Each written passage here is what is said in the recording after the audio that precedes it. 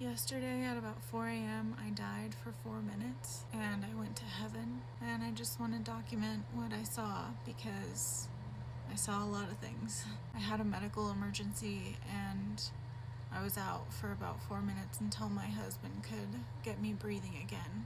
And I just remember being greeted by my uncle and my grandma and my grandpa.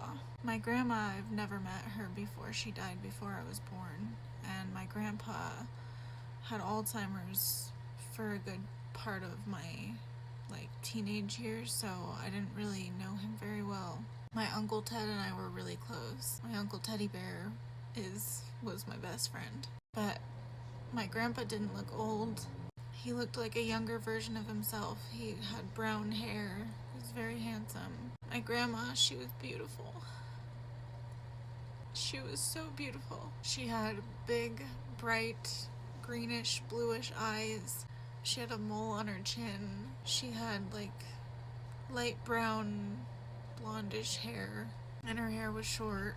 She had these colors around her that I'd never seen before, but they were really close to pink and blue.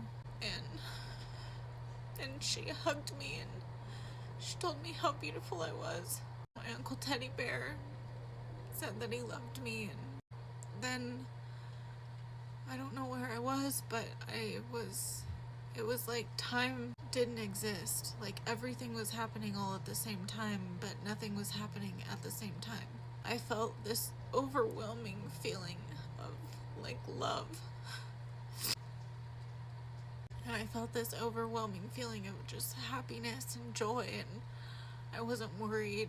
There was no fear. Everything was just so beautiful. And I could see colors, colors that I'd never seen before. And I could hear God talking to me. It's pretty crazy.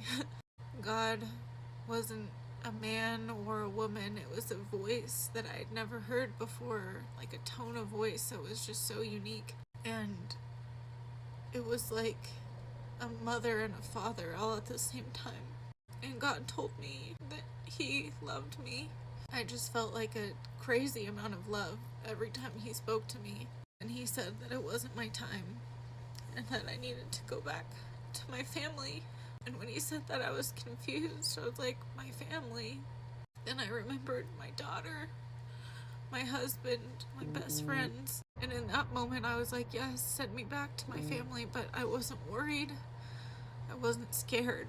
I was just like, that's where I want to go. I want to go back to my family. God told